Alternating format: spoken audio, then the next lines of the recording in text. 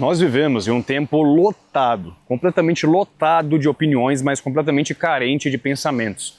É como se todo mundo tivesse uma opinião para tudo, né? É impressionante. E nesse vídeo eu vou definir toda essa conclusão que eu quero chegar em duas fases. Na primeira fase, que seria a fase antes de você ser alguém, antes de você virar gente, e na fase em que você vira gente, depois de você virar de fato uma pessoa, um ser humano pensante por si só. E assim, acredito eu que se você ficar até o final desse vídeo, você vai evitar de perder muito tempo da sua vida, vivendo uma vida que não é sua, repetindo ideais que não são seus. Mas vamos lá. Começando então nessa fase em que eu mencionei que é antes de você virar gente.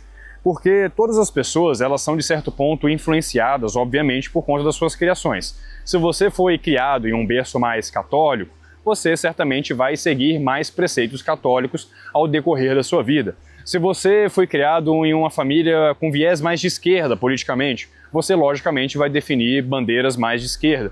E isso é normal, isso faz parte, isso de fato já é a cartilha que o ser humano segue há milhares de anos, isso não vai mudar.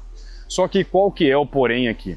Sabe quando você se vê ali repetindo um comportamento da sua mãe, do seu pai, que você nunca gostou, nunca concordou, inclusive você sempre criticou, e que você para um segundo e fala, porra, eu tô sendo mais do mesmo. Então, muito possivelmente isso acontece a todo momento na sua própria cabeça. Isso voltado principalmente por essa questão da sua criação. Porque, como eu disse, né, quando a gente nasce, antes então da gente virar gente, né, antes dos nossos 13, 14 anos de idade, nossa cabeça é 100% construída pelos nossos parentes, pelo nosso ciclo familiar e pelas consequências da vida que a gente acaba assumindo, pelas consequências que a gente acaba vivendo conforme os atos que a gente tem durante aquela fase. E é isso que faz com que muitos filhos sejam muito parecidos com seus pais. Só que tem um porém, né? Porque chega a certa idade e o ser humano ele entra na adolescência. Sabe quando você começa a ouvir a voz da sua cabeça? Porque quando alguém me pergunta, Thiago, quando que você começou a pensar por si próprio? Olha, eu acho, a minha conclusão, que é a partir do momento em que eu comecei a ouvir a minha própria voz na cabeça, essa voz que você escuta aí quando você começa a pensar, porque se eu lembro dos meus 10 anos de idade, eu não consigo lembrar muito bem dessa voz, é como se ela ainda não existisse. Agora, com meus 13, 14 anos de idade, ela falava muito alto na minha cabeça. Então é mais ou menos nessa fase em que eu digo que eu comecei a virar alguém. Só que eu estava dizendo, né, o ser humano ele tem essa fase terrível, que é a adolescência. E na adolescência, a gente tenta ser muito disruptivo porque é algo natural de nós como espécie. A gente tenta quebrar os padrões, os ideais pré-estabelecidos pelos nossos parentes, pelos nossos pais, pela nossa família, para a gente tentar criar novas visões de mundo e assim tentar progredir, evoluir a sociedade. Só que é justamente nessa fase que você vira um ser humano merda, chato pra cacete, ninguém te suporta, porque mesmo sem você ter um embasamento, você quer discordar de tudo. Mas aos poucos, é engraçado que a gente vai voltando pro rumo e a gente volta a ser idêntico aos nossos pais. E é aí onde a gente de fato começa a ser alguém, ser uma pessoa, ser de fato alguém que pode ser considerado um ser pensante. E aí que eu falo, né, que é a fase ali quando você passa dos seus 13, 14, 15 anos de idade e você começa a se aproximar ali da maioridade, né, aos seus 18, 20 anos de idade. Só que é aí onde mora o maior problema, a meu ver. Para mim, essa é a fase mais perigosa. Não é a fase da adolescência ou a fase da criação, porque nela você não tem muito controle daquilo que acontece contigo. Mas o problema é a fase adulta. Porque a gente vai se tornando adulto e a gente vai cada vez mais sentindo a necessidade de pertencer a algo, de fazer parte de um grupo. Porque o ser humano, e eu sempre falo isso, ele é extremamente carente. A gente sempre quer validação das nossas falas, a gente sempre quer alguém para nos abraçar, a gente sempre quer alguém para falar, cara, o que você fez foi certo, parabéns, toma aqui palmas para você, entende? Só que isso é extremamente perigoso, né? Porque quando você ainda não tem um grupo pré-definido, aquele famoso cara que tem os seus 18 anos de idade e ele ainda não achou a sua tribo, sabe? Você fica suscetível a qualquer tribo.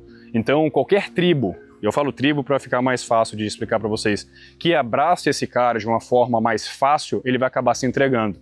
Então é aqueles caras que você vê, por exemplo, que defendem uma bandeira de direita ou de esquerda, que seja, com unhas e dentes sem nem ter a noção do porquê que ele faz isso. Ele só faz isso porque ele gosta das pessoas que estão ao redor dele e no momento em que ele defende essa bandeira com unhas e dentes, ele acaba fazendo parte então desse grupo e tem a sua tal carência suprida. Só que o tempo passa, o tempo passa, o tempo passa e ele vai continuando sendo a mesma pessoa, as ideias dele não mudam. Por quê? Porque ele defende uma bandeira. Na verdade, ele se tornou essa bandeira. É aquele cara que é de direita ou de esquerda, que seja, e quando você faz uma pergunta para ele sobre política, seria a mesma coisa que você perguntar para qualquer outra pessoa do mundo que defende a mesma bandeira.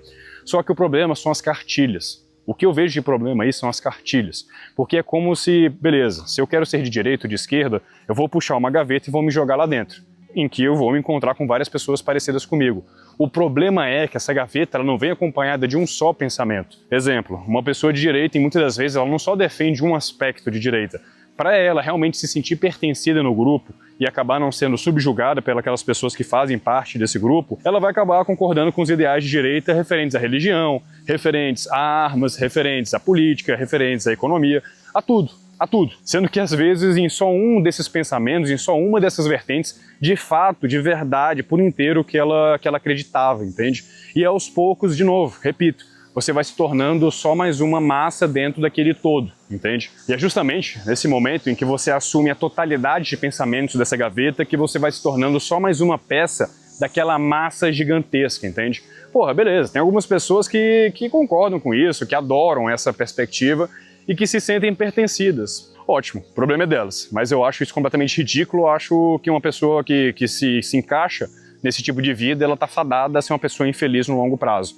Por que acontece, né? As pessoas vão vivendo as suas vidas, as pessoas vão crescendo, as pessoas vão amadurecendo, e na medida que você amadurece, você vai tendo novas experiências, você vai sendo submetido a novos momentos, e as suas ideias, as suas reflexões, que antes eram completamente estáticas, agora elas parece que elas clamam por uma mudança, elas clamam por você se tornar uma nova pessoa, mas aí o cara se sente num labirinto.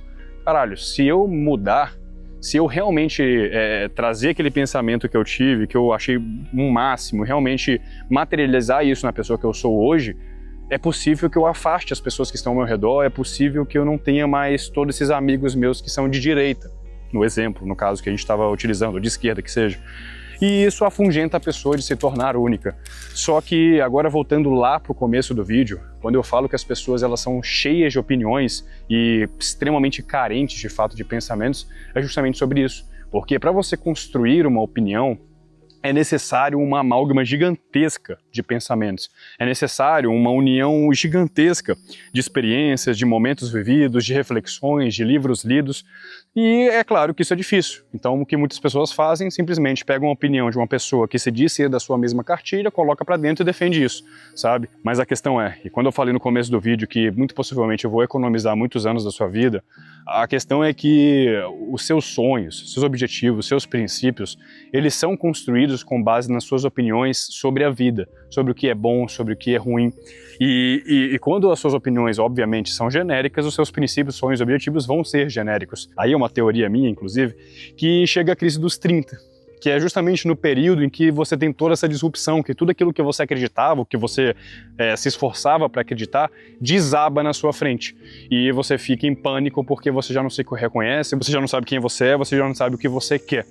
Então, enfim, fica aí a reflexão para quem tem os seus 18, 19, 20 anos de idade, em que está nessa fase em que você está começando a se tornar gente e você está tendo que definir qual tribo você vai pertencer.